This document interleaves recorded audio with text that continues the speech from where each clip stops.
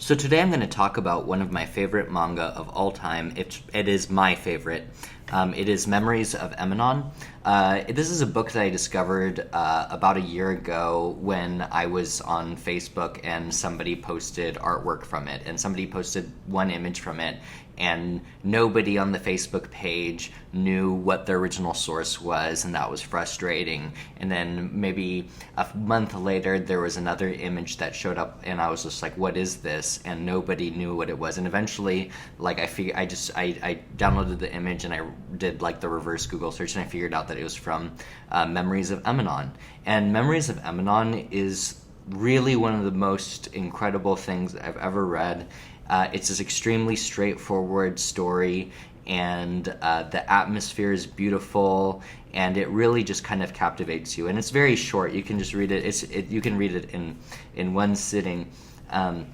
It's based off of a short story, and it basically follows this guy in the 60s, 70s in Japan as he gets on a boat in the winter, and it's going from one island to another. It's an overnight voyage, and it's a crowded journey, and he's a young guy, and he just basically stumbles across this girl who's his age there, and she's really cool, and they hang out, and she tells him a really incredible story, and that story is a very special thing, and is what that story that she gives him is what will sometimes classify this as a science fiction story. And I'm not going to tell you what her story is, but what I think was really special about it isn't really the story that she told. I think what's special is the connection that she has with this guy, and that he listens to her story, and especially their interactions after he hears their story. It's really like this is a book that it's about artwork. It's about an atmosphere, and it's about a genuine human connection between two people. This story has everything that I like about the slice of life genre.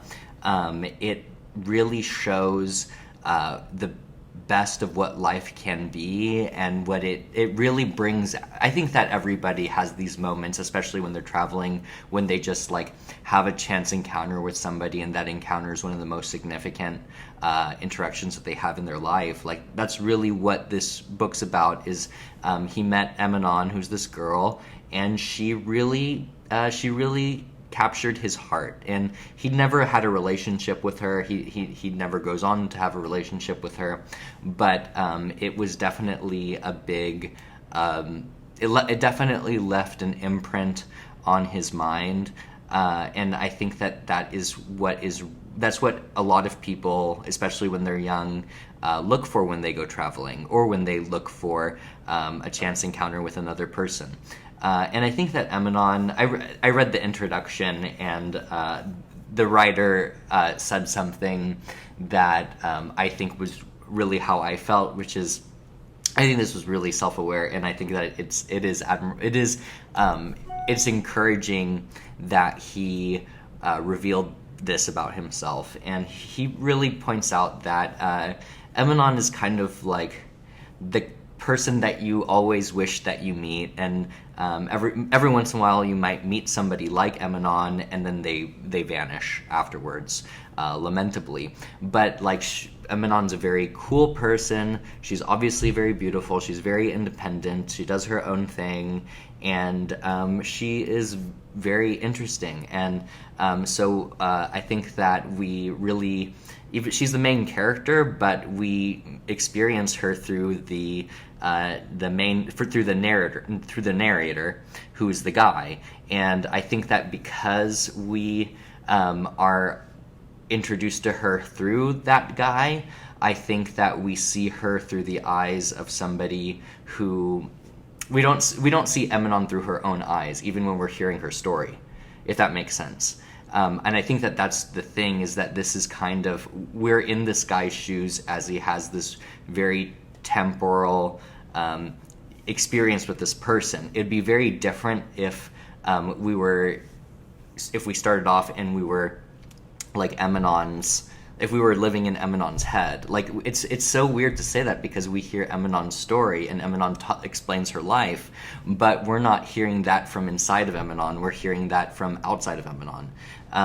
So we are really just observing Emanon from the perspective of somebody who just ran into her once in his life.